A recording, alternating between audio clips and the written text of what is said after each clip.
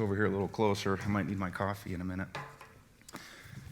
So, I'm quite certain my kids don't believe me, but I used to be kind of athletic. 10 years ago, that was running. Running was what I loved to do. I ran a lot of trail runs. I did a lot of half marathons. I loved both of those. Just running was fun. I did do a couple marathons. Those weren't fun. I didn't enjoy that at all. But before that, like 30 years ago, it was baseball. Baseball was what I really loved to do. And if you'd asked me when I was growing up, and even up to my 16-year-old year, if there was any chance I wouldn't play through high school, I'd have said no way. That's something I'm going to do. I'm going to play baseball at least through high school, longer if I can. But my 16-year-old year was my first year that I was on the Legion team up in Kalispell. And before we got to games, preseason stuff, things were going very well. I was having fun. I love pitching. That's why I was there. And then I had a day at practice where all of a sudden I couldn't throw a baseball. I was in the bullpen, throwing to the catcher, and I went to throw, and the ball landed right here in front of me. The next throw I went to throw, and it hit the side of the net. And it was like I had no control over my hand. It didn't hurt or anything. I just thought, well, that's really weird. So I took a couple days off, came back, was able to throw again for a little bit. The same thing happened. All of a sudden, I couldn't throw. So I, talked to my parents about it, talked to the coaches, and I went to a lot of doctors, got some scans done. And the way I remember it, which might be a little bit foggy, was they said, well, without surgery, you're done pitching. You maybe can still play baseball, but you're done pitching. And the way I remember it, I said, well, I'm 16, I don't want surgery, and if I can't pitch, I'm not going to play. So I quit baseball right then. And that was the first time I remember having like this all or nothing view, that it's all good or it's all bad, and so if I can't have everything I want, then I'm done, I'm out. That carried over, to looking back, lots of experiences in my life. A couple years after that, I was at the first company I worked for up in Kalispell, and I was working in the marketing department. And I loved my job. I loved what I was doing. I really enjoyed the people I worked with.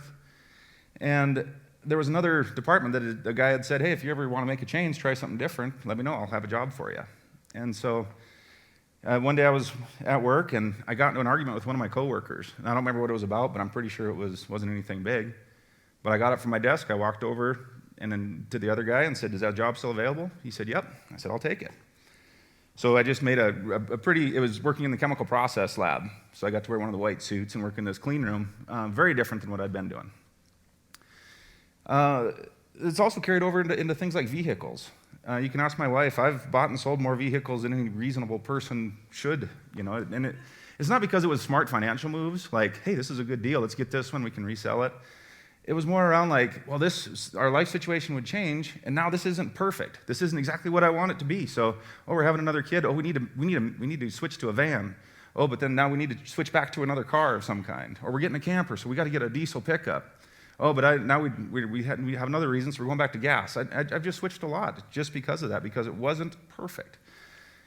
And that's not just life events and just things like that. It's also carried over into relationships. I had a situation a few years ago. My dad and I, we've been, I think, best friends pretty much since the time I was born, except for a few-month period a few years ago. What I remember is they were here visiting. They still live in Kalispell. We had a great weekend. We were hanging out, playing with the kids. They were helping us with a lot of things around the house. And it was a Sunday afternoon, and we were getting ready to go to Buffalo Wild Wings. And my dad and I were outside, and my kids and the rest of the family were inside. And I did get permission to share this story, by the way. And him and I got into an argument, and it escalated really quickly. I think it's probably the only one I can remember ever having with him.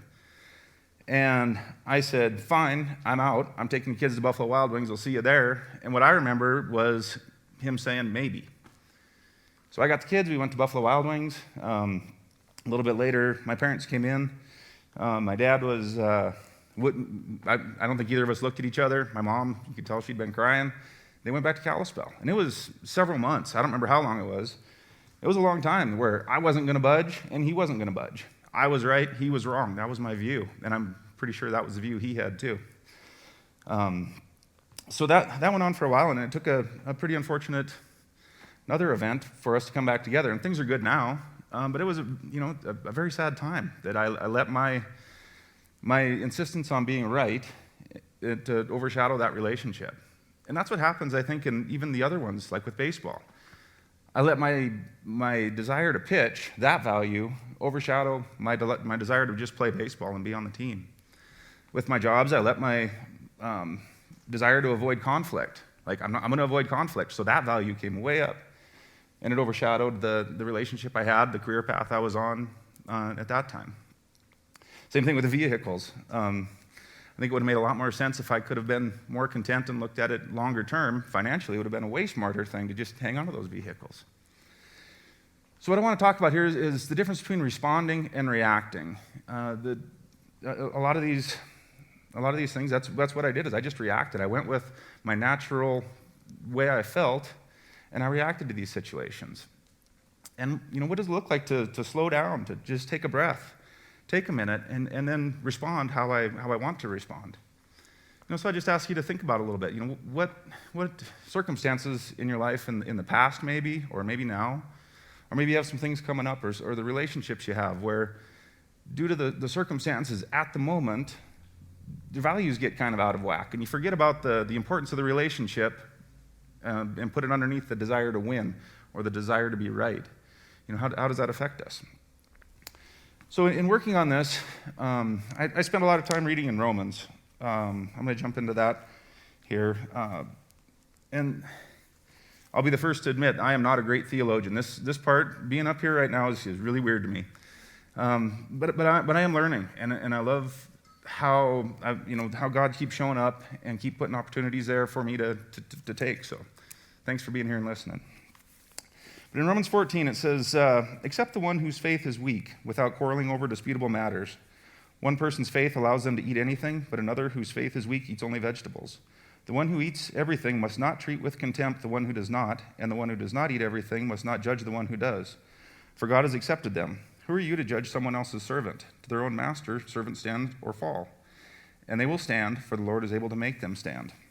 And I can tell you that my dad and I were quarreling over a disputable matter, and we allowed that to damage our relationship for quite a long time. In Romans, it continues on verse 13, "Therefore let us stop passing judgment on one another. Instead, make up your mind not to put any stumbling block or obstacle in the way of a brother or a sister." I think that is another thing that happens is, in my life, I have a view of how things should be, how the world should look. And sometimes I do, because of my actions and because of my view of the world, I put up stumbling blocks for other people. And what I see in Romans here is that's something that I can work on in myself. Then back onto verse 22, it says, "So whatever you believe about these things, keep between yourself and God. Blessed is the one who does not condemn himself by what he approves, but whoever has doubts is condemned if they eat, because their eating is not from faith, and everything that does not come from faith is sin."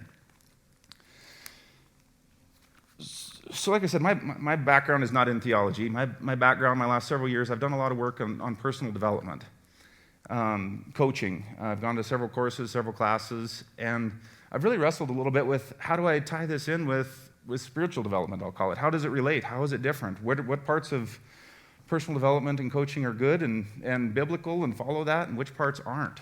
And so that's something that I'm continually working on. But today I want to share a little bit from one of my coaching classes, and the course was about a year long, and so I'm going to talk about, 7 or 8 minutes about just a real high-level view of it.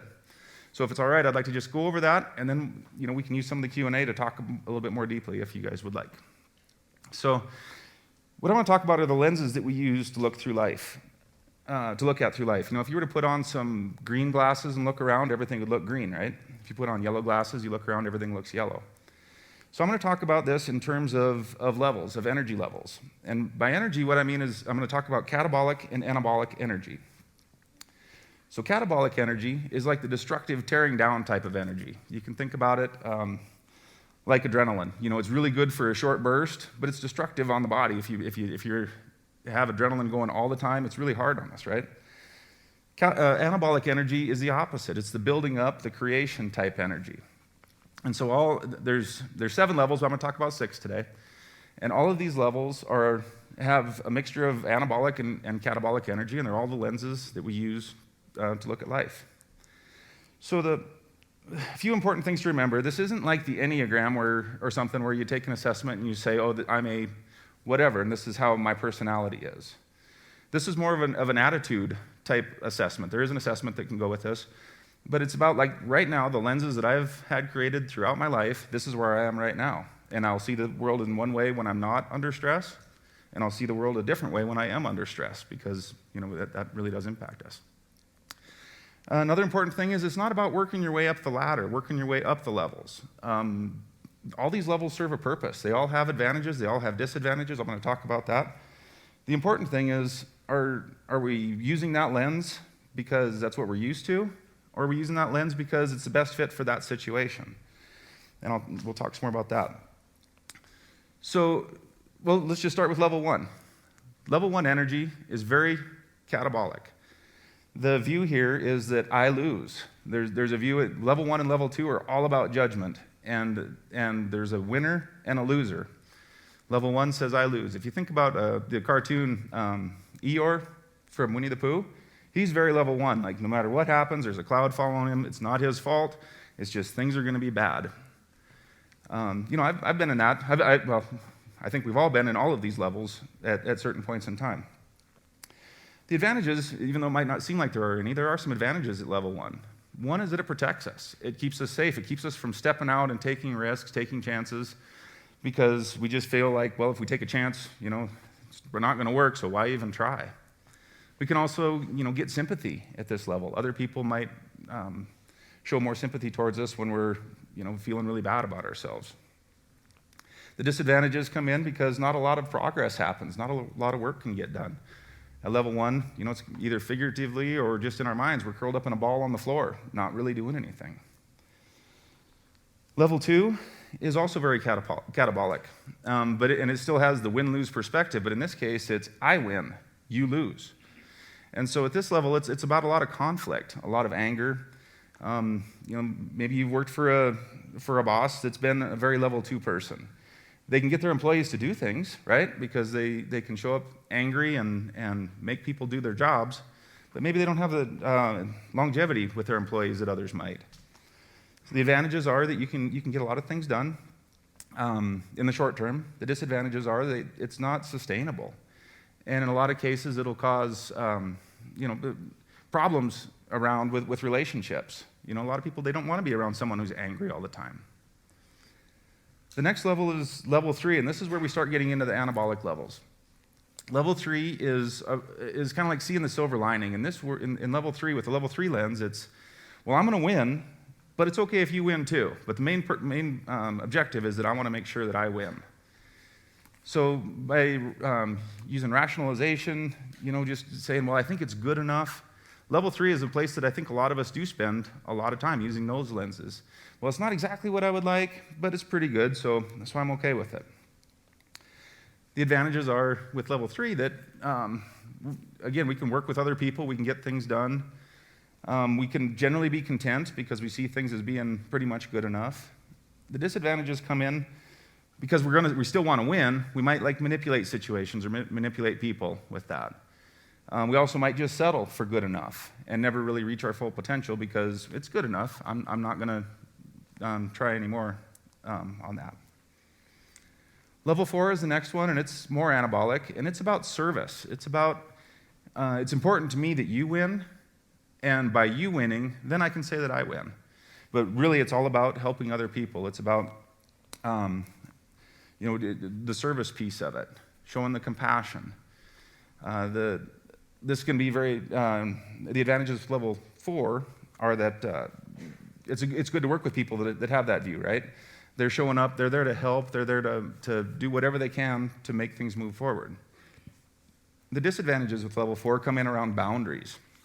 When a person is constantly using their level 4 lens, they might get taken advantage of, or they might have too much on their plate and they get overwhelmed, and then they go back to level 1. Or they might feel like that people are using up too much of their time, so they get angry and they go back to level 2. So level 4 is more anabolic, but there is some risks around that. Level 5 is the win-win type level. This is where, using this lens, things aren't seen as problems or challenges. Everything is seen as opportunities. What is it we can do with what we have right now? If things don't go the way we want, that's okay. We learned something. Let's move forward. Level 5 is really a growth mindset, looking for those opportunities. It's not about just making lemonade out of lemons. It's about really truly seeing the opportunities that are available at all the time. The advantages at level 5 are that even more stuff can get done. People like working with you. It creates a better environment for everybody. Supervisors that operate at level 5, they might jump in and help out. They're not just telling you what to do, but they're working with you and as part of the project, and because they know that in order for them to win, the other people have to win, and so by both people winning, it's better for the whole organization. The disadvantages can come in because there is the tendency to see all the opportunity out there. And you guys have probably heard of paralysis by analysis. There are so many opportunities, so many things to do. I don't know which one to pick. I don't know which one's going to be best because they're all have the potential to be good. So that can get, that's where the disadvantages can come in. And also, you can also take too many risks because instead of seeing things as like, well, that's not a good idea. I'm not going to do that. Looking and saying, well, here's an opportunity to try this. Let's see what happens. So the risks that come in can also be a disadvantage. Level 6 is where judgment does kind of go away. When we're using the level 6 lens, there really isn't any judgment tied to any situation. Joy, wisdom, all of those things come in with level 6. Every day is seen just as being able to see it through that joyful lens, even when like other people might look at your situation and say, well, look at all these bad things that are happening. Still just it really truly embracing and seeing it as being perfect. One saying I heard around this was, that life is a perfect adventure, a game that cannot be won or lost, only played.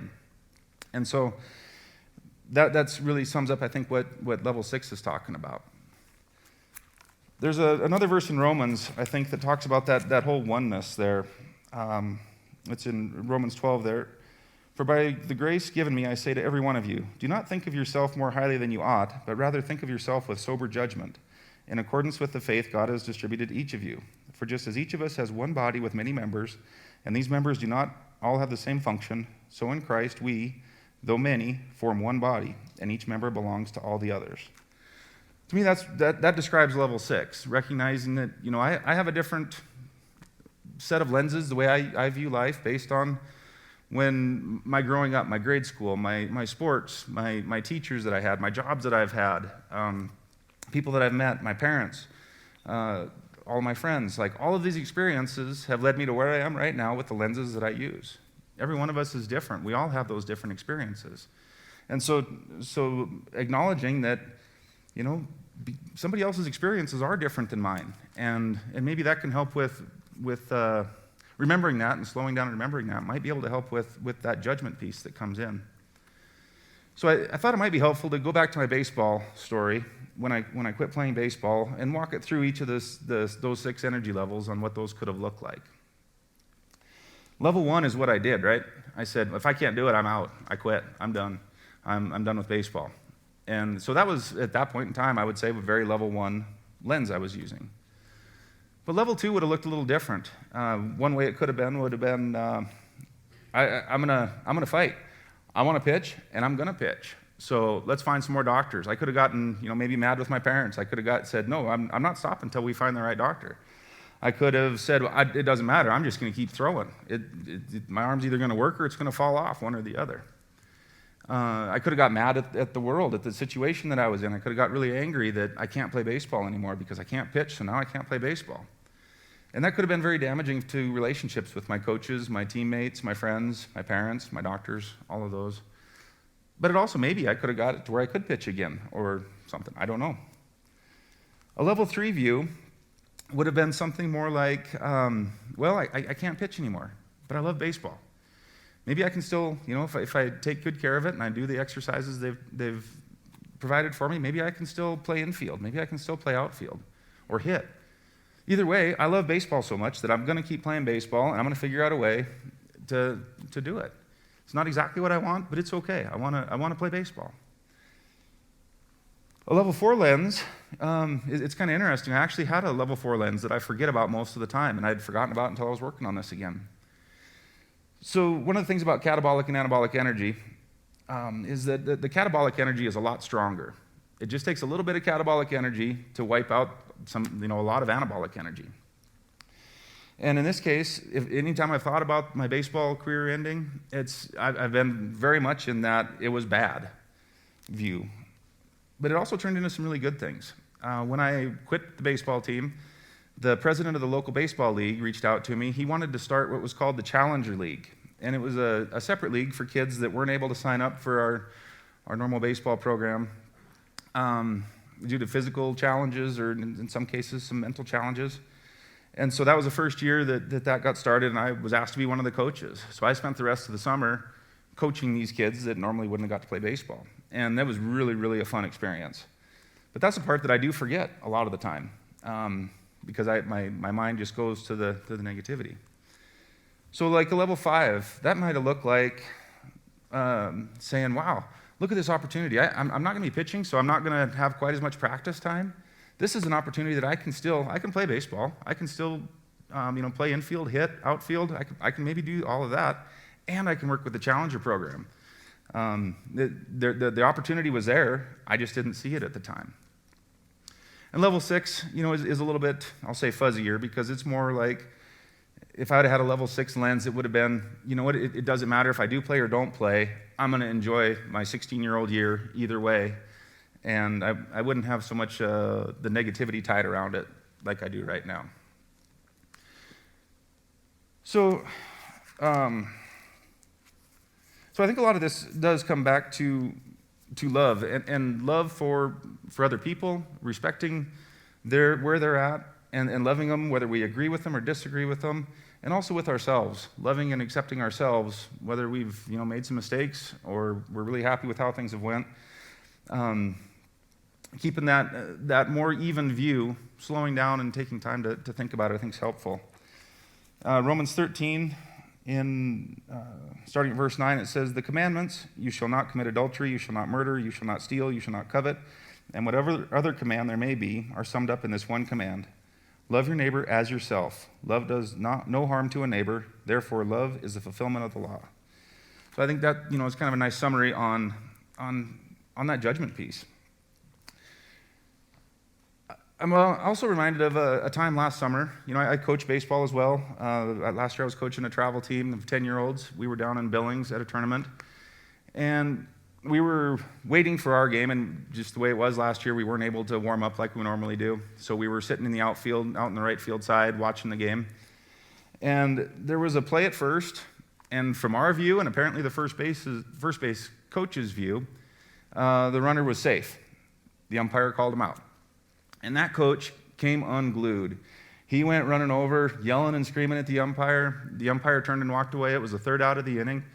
And, that's something that happens. That was a very level 2 response to that call. And right then I had one of my players turn around to me. He turned around and looked, and he said, "Hey, coach, how come they didn't just call timeout and appeal that call? They could have got that overturned." And so that's something that stuck with me is, sometimes just calling timeout, taking a breath and saying, how do I want to respond to this instead of reacting? And then doing some work on what does it look like to show up differently. So I'm going to pray, and then Hannah will come up, and we'll do a little Q&A. Heavenly Father, I thank you for this opportunity that you gave me to come up and talk this morning and share some of my struggles and some of how you've helped me with the way I look at life and the way I handle life. And I just ask that you be with all of us as we are in situations right now and in the future coming up on where we get to choose. Do we react or do we respond, and how do we do that? I just thank you again for always being there for us. In Jesus' name, amen.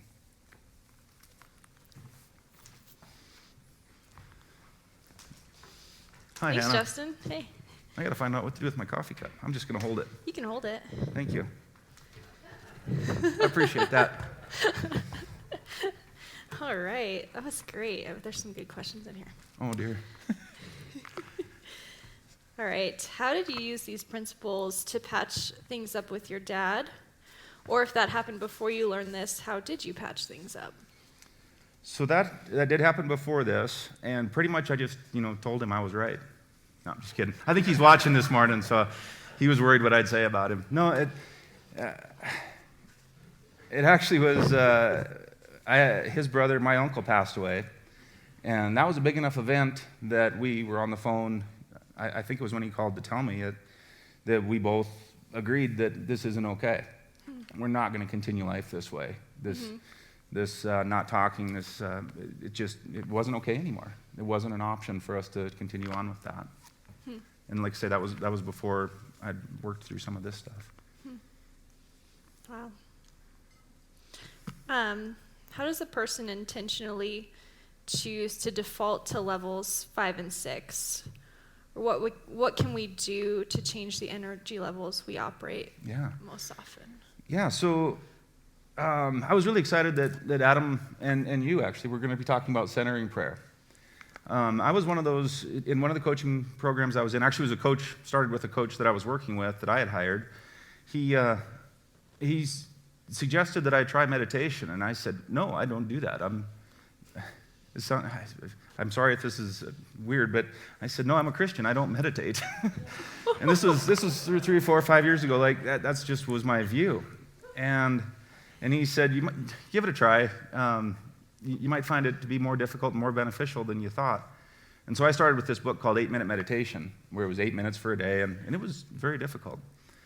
And that was one of the areas, like I said, I've struggled with. How does this all work together? Because it was helpful. And then when I learned about centering prayer, I was like, oh, here's how this ties together. And so when it comes to looking at these levels and these lenses, the more time spent, I guess I am going to talk about the 7th level. I didn't talk about that before. So level 7 is where things just kind of quit existing.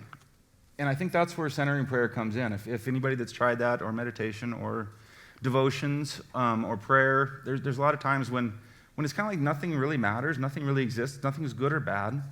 And that's where I see spending some time with centering prayer really makes it easier. Like Adam was talking about, spending that 20 minutes makes the other 23 hours and 40 minutes easier to choose on that. Our minds are going so fast all the time that taking that time, slowing it down, letting things go, learning to let go in the moment and practicing it, just like any kind of exercise, makes it easier at other times. Does that make sense?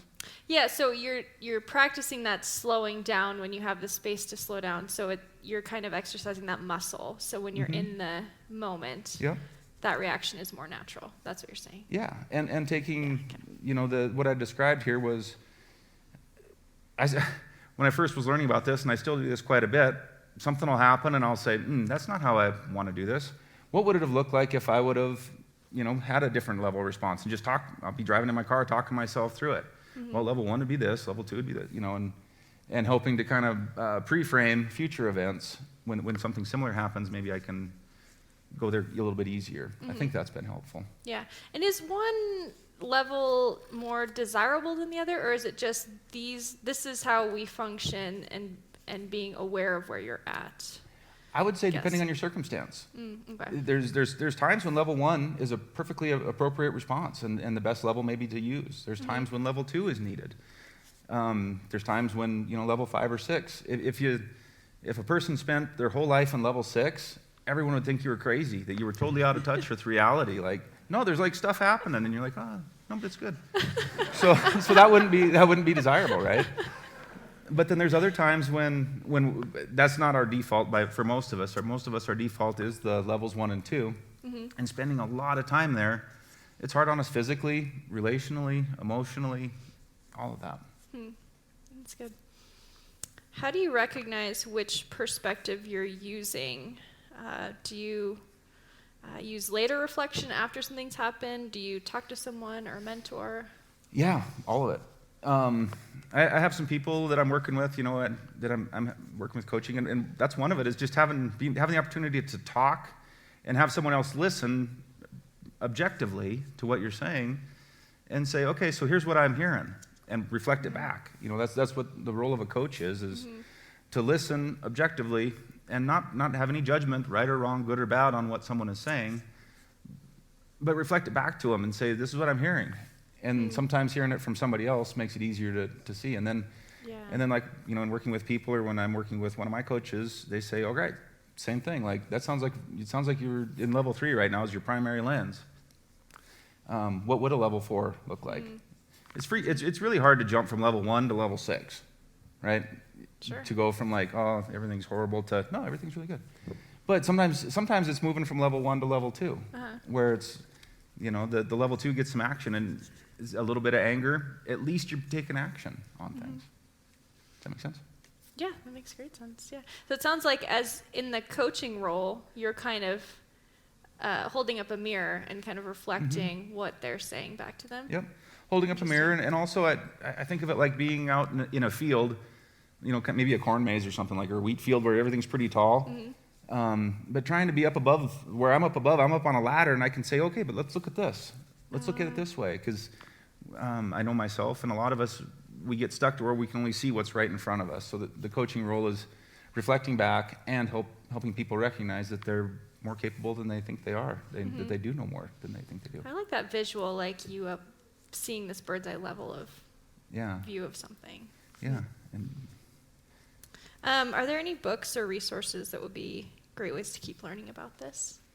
Well, Bruce Schneider, who's the founder of IPEC, the coaching school, wrote a book called Energy Leadership, and it's not a church book, but it's a good book. There's a lot of good information in there, and I'd also love to talk with anybody that would like to talk about this over a phone call or coffee or lunch or any of that. Be happy to share what I know, and we can talk about it where it might be helpful, or if you have questions and wonder, like, why in the world would you do this? We can talk more about that, too. I think this can be our last question, so the band's going to come up, but one more question for you. How might trauma impact someone's ability to move up and down the levels? That's a big question. It is a big question.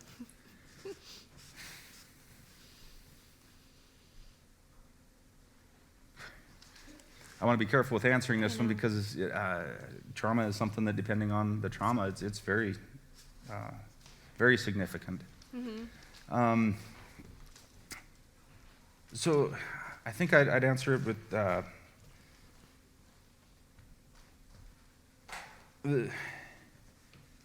what keeps coming in my head is the 4 requisites of change. In order for change to happen, and this is something that I was taught, there's 4 steps. One of them is releasing the baggage, and and working with, and some cases, especially if someone is very much in level 1, a therapist is the best way to go, getting through that. The second step in the 4 requisites for change is to create a compelling future. What does that future look like differently than from where I am right now? The third requisite is to take action, to do something about it. And the 4th step is to keep that focus, because a lot of us, we start the process, we start in a direction, and then it's kind of like our house is on fire, we get just down the street, and we're like, oh, now we're good enough. It's keeping that action, keep going, keep working on it. Depending on the trauma, it can be a lot of work to get through that. But I'd say it's also not impossible. Yeah. All right. That was good. Thanks, Justin. Thank you. If you would like to learn more about Narrate Church, find us at narratechurch.org or look us up on Facebook and Instagram.